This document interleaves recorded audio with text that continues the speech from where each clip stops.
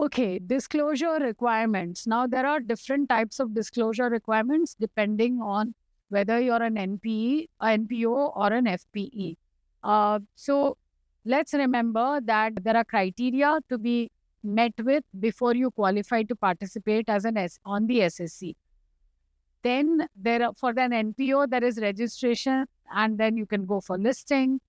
There are criteria to get registered, to list your securities. But a very important part of the whole cycle is the reporting. There are these obligations that you come with when you participate on the SSC. And rather than looking at the reporting requirements after you have got registered or after you have listed, it's important that you look at this well in advance. And one of the key reasons for that is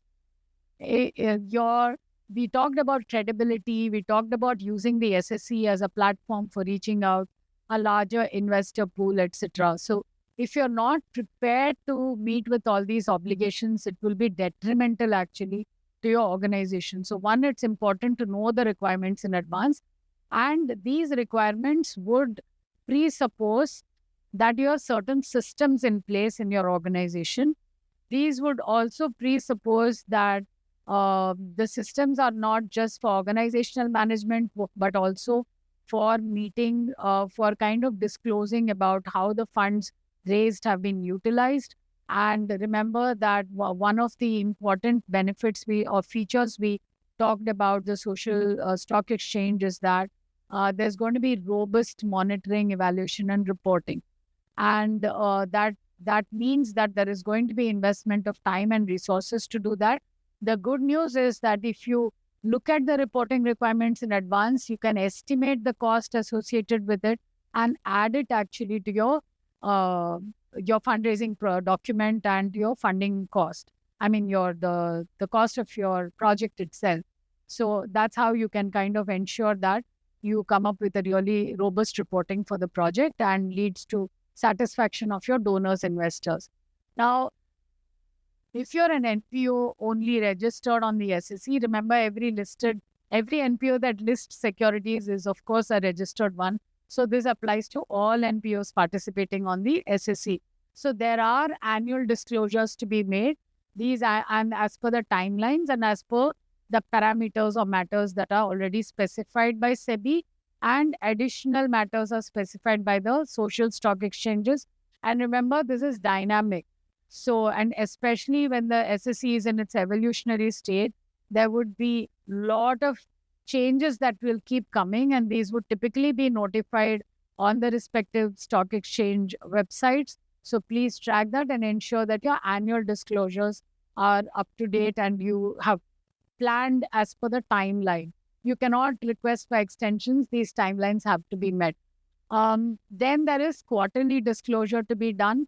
Not if you're a registered entity, but if you have, not if you're only registered and not listed, but the moment you list, the quarterly disclosures are typically about the utilization for the project. So category-wise, amount of money raised, utilized, amount remaining unutilized. So pretty much it's just financial information, but remember to calendarize these dates and meet those requirements.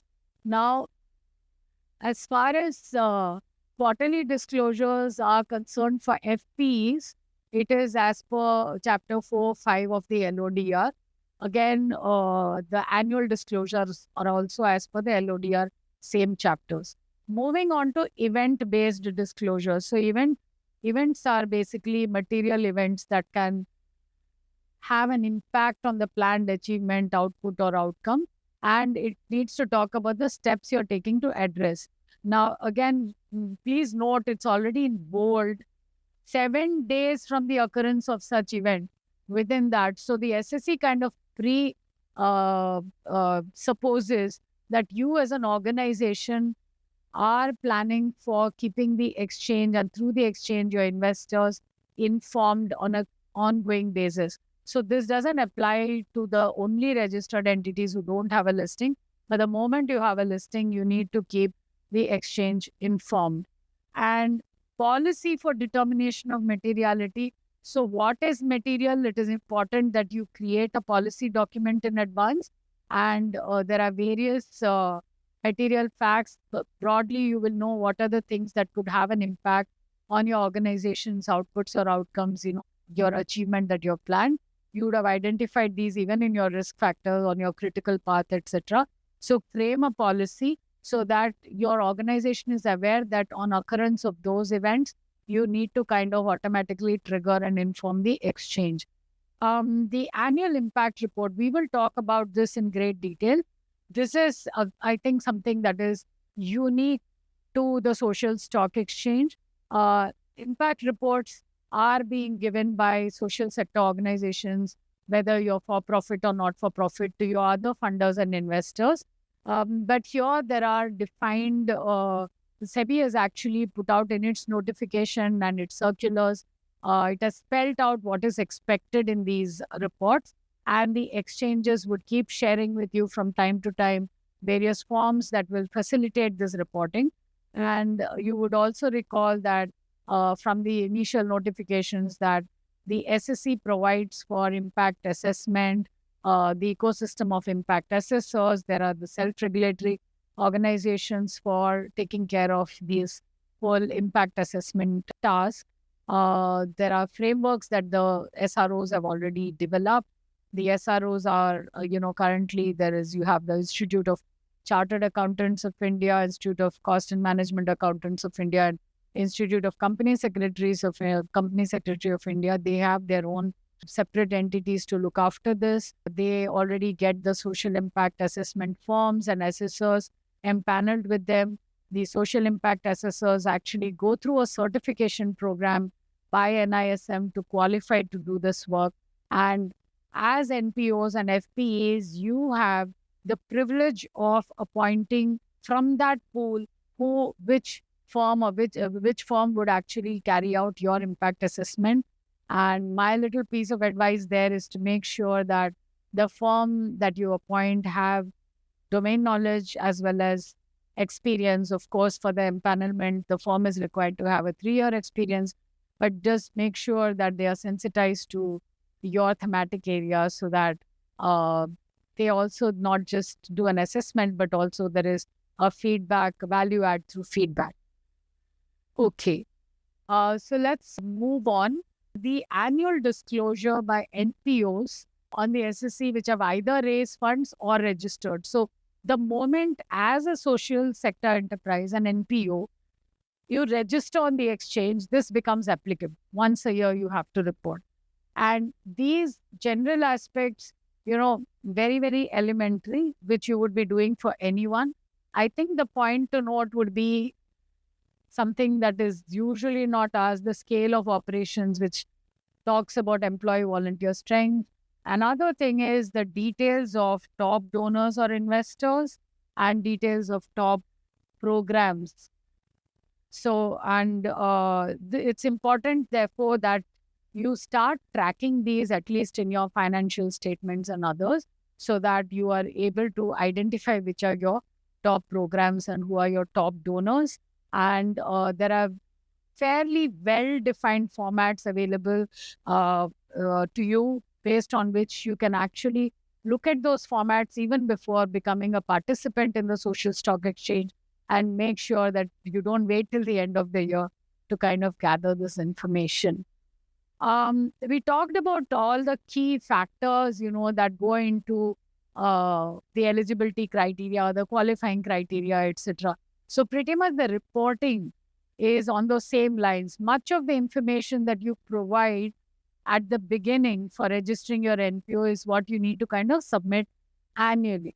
So again, we talked about you need to disclose the ownership and control, whether it is with government or private, etc. So ownership and legal form, governance structure of the organization, the governing board member, governing body details, executives with responsibilities. So really people who kind of internally run the organization, people who oversee the organization.